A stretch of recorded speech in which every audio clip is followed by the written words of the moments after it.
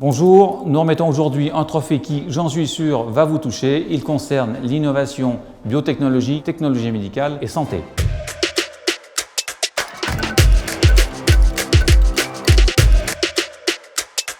Avant de commencer, je vous présente les deux membres du jury. À ma gauche, Frédéric Dimur, qui est directeur Open Innovation Digital chez Boehringer Ingelheim. On est ravis une nouvelle fois de participer à ces trophées de l'innovation. Je suis vraiment très attaché à sélectionner le meilleur candidat par rapport à l'offre de viabilité au long terme que sa solution va nous apporter. Très bien. Jacques Goudard, bonjour. Vous êtes directeur commercial chez la société ABGI. Un cabinet de conseil qui intervient depuis 30 ans dans le financement de l'innovation et dans le management de l'innovation. On va être très curieux comment ces entrepreneurs vont rencontrer les problématiques marché, comment ils vont lever les barrières à l'entrée et comment ils vont proposer un modèle économique viable dans le temps. Très bien. Vous êtes prêts? J'appelle Neurobiomat et son président Stéphane Wörli.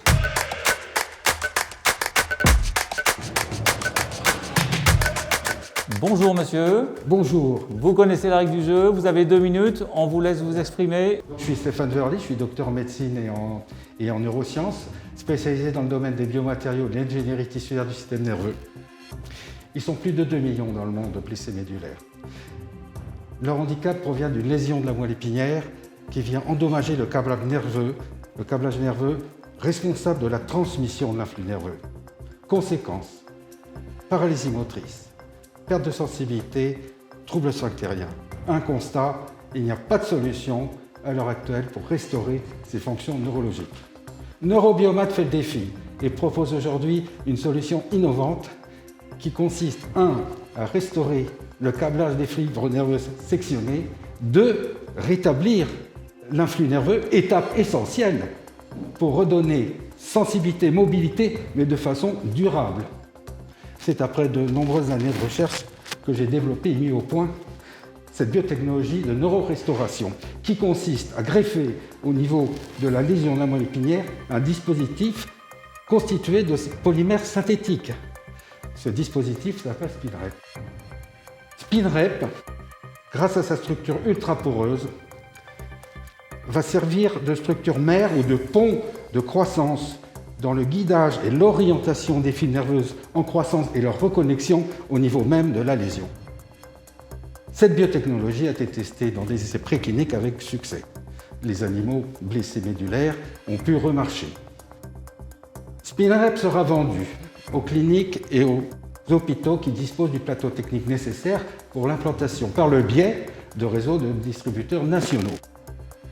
Neurobiomat cible en priorité les paraplégiques de 16 à 45 ans pour un marché adressable d'à peu près 750 millions d'euros et sur une couverture géographique qui comprendra l'Amérique du Nord et les pays de l'espace économique européen.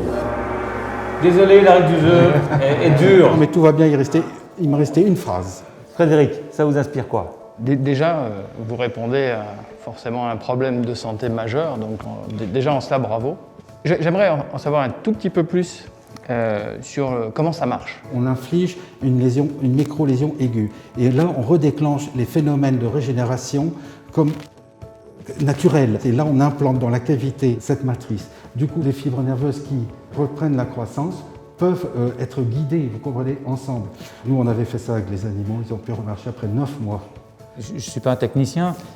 Qu'est-ce que c'est que ce polymère synthétique? C'est un hydrogel, c'est-à-dire une matrice de polymère réticulée chimiquement, c'est-à-dire que c'est un polymère synthétique qui forme une architecture tridimensionnelle avec des ponts de réticulation, donc il se tient bien, mais qui est saturé en eau. Donc il y a des propriétés viscoélastiques. Alors comme il est saturé en eau, en même temps c'est comme un néotissu artificiel, c'est-à-dire que la diffusion des molécules, des petites molécules, des trophic factors, etc., ça circule très bien. Du coup, va venir la phase industrialisation et commercialisation, et c'est ce qui nous intéresse aussi derrière. Donc, ouais. C'est pas facile de trouver un partenaire, un fabricant GMP, en sol propre, qui peut faire de la synthèse d'hydrogène. C'est des polymérisations, voyez-vous.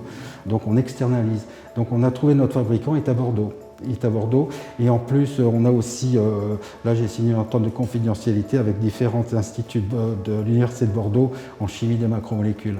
Merci beaucoup. Merci. Merci monsieur. Merci. Merci. Plaisir. Et bravo. Au revoir. Au revoir. Surprise. Ouais, intéressant. Le plan de dev n'est pas forcément encore bien solide. La promesse est énorme.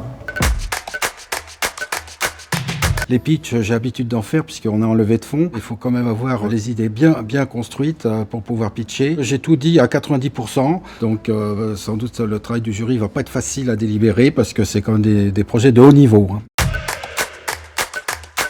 Eh bien, on poursuit avec le deuxième candidat de cette finale. J'appelle Stéphane Nicolet, chef de marché au sein du groupe Serge Ferrari. Bonjour, on vous écoute. Je suis Stéphane Nicolet, chef de marché au sein de la société Serge Ferrari, qui est un des leaders mondiaux des membranes composites souples. Cette innovation est liée à la pandémie de Covid que nous vivons actuellement. Et en fait, dans cette pandémie, qui ne s'est pas retrouvé dans la situation de se demander si c'était sain ou dangereux ou pas de toucher une poignée ou une poignée de caddie ou des choses comme ça. Face à ça, nous avons développé une technologie qui s'appelle Agivir, qui permet de conférer à nos membranes composites souples des propriétés antivirales. Cette technologie a pour objectif de freiner le développement de cette pandémie et puis à terme va aider à nous permettre de retourner dans les lieux publics que nous affectionnons et dans les commerces qui souffrent énormément actuellement. La transmission du virus se fait non seulement par la voie aérienne, mais elle peut aussi se faire via des objets qu'on va souiller avec sa main après s'être touché le visage ou des choses comme ça. C'est là qu'Agivir a une action. En fait, Agivir va donner des propriétés qui vont être très rapides, qui vont être en continu, qui vont être sans l'intervention humaine et qui vont être durables dans le temps, plusieurs mois, voire plusieurs années. Le procédé a été testé, son efficacité a été testée auprès de laboratoires, non seulement sur l'efficacité virucide, mais aussi sur sa durabilité dans le temps et sur son innocuité évidemment pour les utilisateurs. C'est la moindre des choses. Ce procédé, Agivir, est basé sur les propriétés de l'argent qui sont connues depuis très longtemps et utilisées dans de très nombreux domaines d'activité.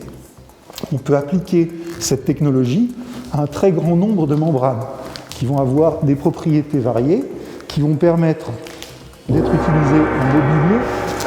Ouais, c'est très rapide. D'abord, bravo, merci pour le pitch et pour l'exercice. J'aurais envie de dire en 1, comment ça marche, et en 2, qu'est-ce qui fait que Serge Ferrari était déjà prêt et comment s'est décidé la mise sur le marché de ce produit? En fait, les coronavirus sont des virus qu'on dit enrobés. Si cette membrane qui les entoure est cassée, le virus ne peut pas continuer à se reproduire. L'argent a cette propriété de pouvoir casser cette membrane. C'est une action très rapide. Au bout de 5 minutes, la charge virale est réduite drastiquement. Au bout d'une heure, 99% des virus sont inactivés. C'est sûr qu'en ce moment, vous pouviez pas mieux tomber. Après, aujourd'hui, on a des moyens, je dirais, peut-être traditionnels, les gels notamment, ou la désinfection de surface. Comment ils se comparent? C'est un produit qui agit en continu. C'est-à-dire qu'il n'y a pas d'intervention humaine. On n'a pas besoin d'avoir une personne qui passe toutes les heures, toutes les demi-heures, voire toutes les 5 minutes. À court terme, c'est cette pandémie de Covid-19, mais à plus long terme, ça peut être Ebola, ça peut être plein d'autres pandémies.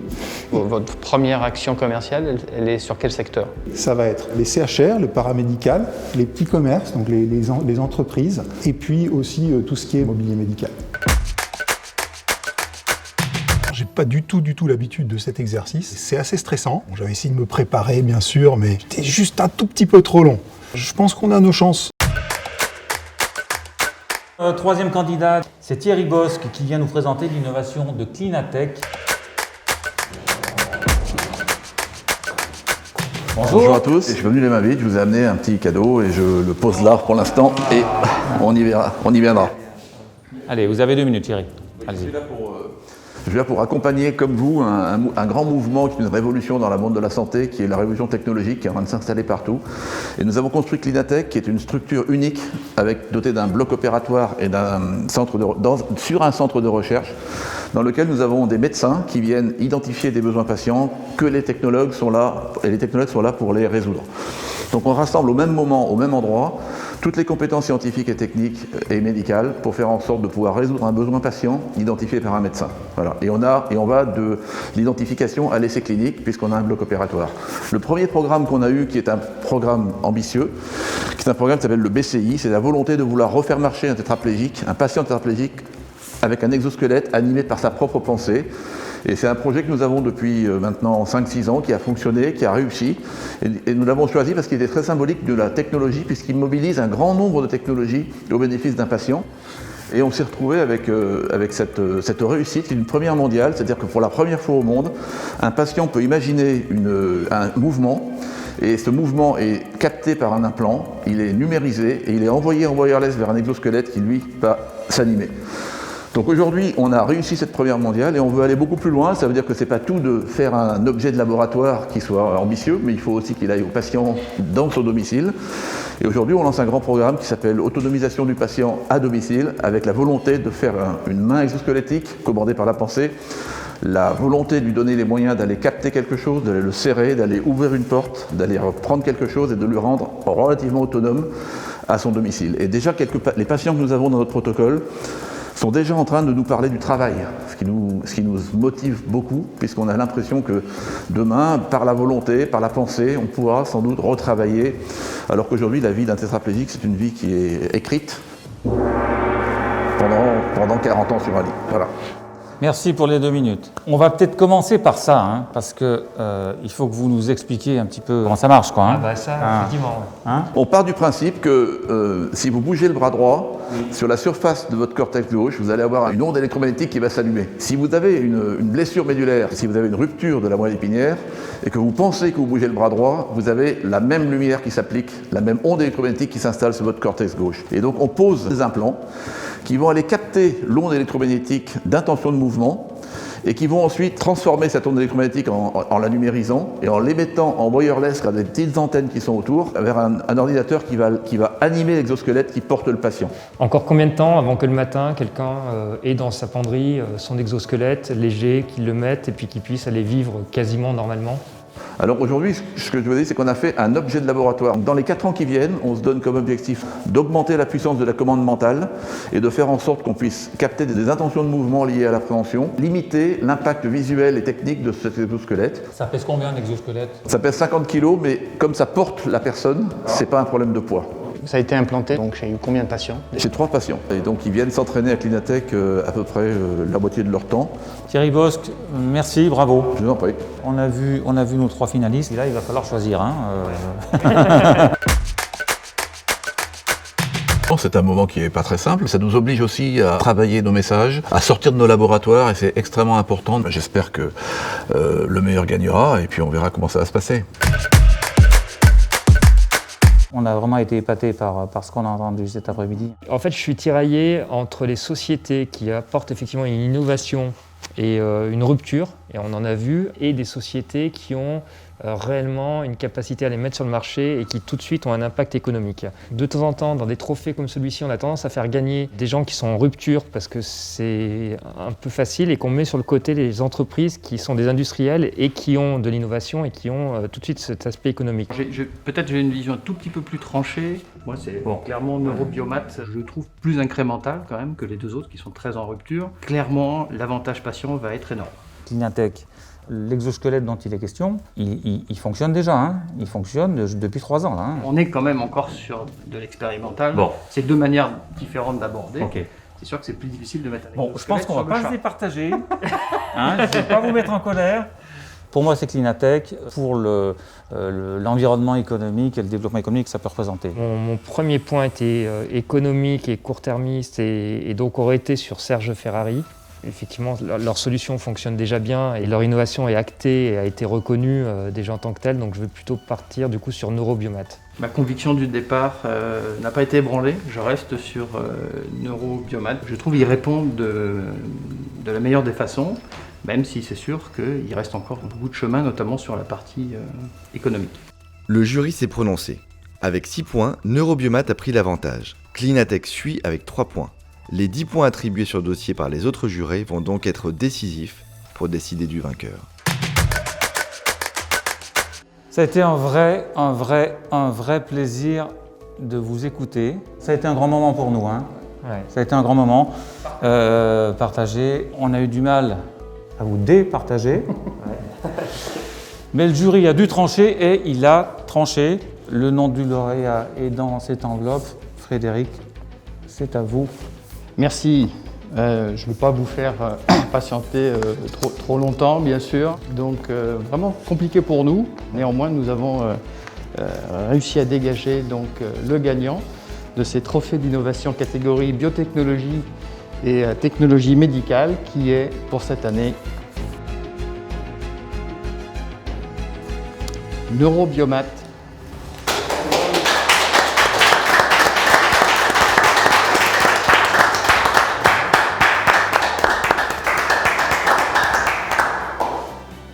Je suis très heureux de vous remettre ce trophée, d'avoir participé à ce jury. On a senti vraiment une forte conviction, quelque chose qui vous anime depuis de nombreuses années. Et puis ce qui nous a plu aussi, c'est que vous avez la possibilité et entre vos mains la capacité de changer la vie de milliers de personnes. Encore une fois, je remercie le jury et puis toute l'équipe sympathique de Trophée Innovation pour ce prix qui est une belle reconnaissance pour effectivement les efforts de Neurobiomat qui se bat au quotidien pour développer cette technologie et trouver les fonds nécessaires. Encore une fois, je vous remercie tous. On a été ébloui par l'innovation qu'on vient de voir, technologie médicale. C'était vraiment du lourd. Rendez-vous demain à la même heure, 13h45, pour un nouveau trophée, un nouveau lauréat. Dans la catégorie biotechnologie et technologie médicale, la société Neurobiomat. FFD Clinatech. Neurobiomat. Serge Ferrari. FDD Clinatech. FDD Clinatech. Serge Ferrari. Neurobiomat. Neurobiomat. FDD Clinatech.